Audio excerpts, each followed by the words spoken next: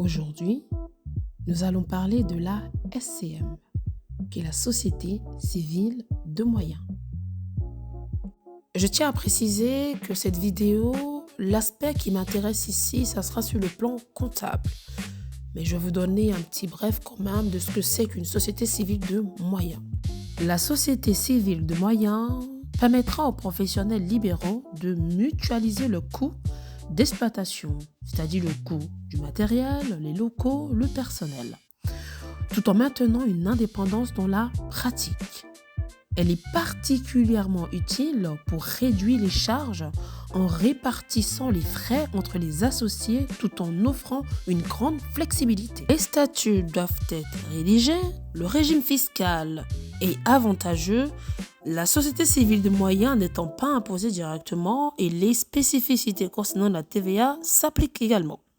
Les aspects fiscaux et comptables sont allégés mais nécessitent tout de même une attention particulière.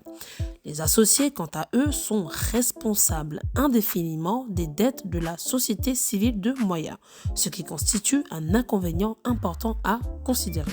Maintenant, passons à l'aspect comptable. Notons que la société civile de moyens n'a pas d'obligation comptable particulière à respecter. Elle n'est pas non plus obligée de produire des comptes annuels lorsque tous les associés sont imposés en BNC. Il est toutefois nécessaire de tenir une comptabilité afin de déterminer le résultat et la part revenant à chaque associé. Ces recettes sont constituées de l'ensemble des remboursements faits par les associés en compensation des frais et des charges supportées par la société. Amortissement des matériels et installations compris.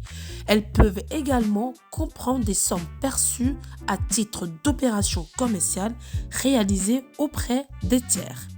Les versements des associés correspondant à des apports en compte courant ne sont pas considérés comme des recettes imposables. Ces versements peuvent notamment servir à financer l'acquisition de matériel. Il en va de même pour les recettes perçues à titre de loyer et des tiers, qui doivent être imposées en revenus mobiliers ou fonciers selon leur nature. La société civile de moyens n'exerçant pas d'activité professionnelle, elle ne reçoit donc aucune recette. C'est aux associés d'apporter les fonds nécessaires à l'exercice de leur profession pour que la société puisse gérer les moyens d'exploitation mis en commun.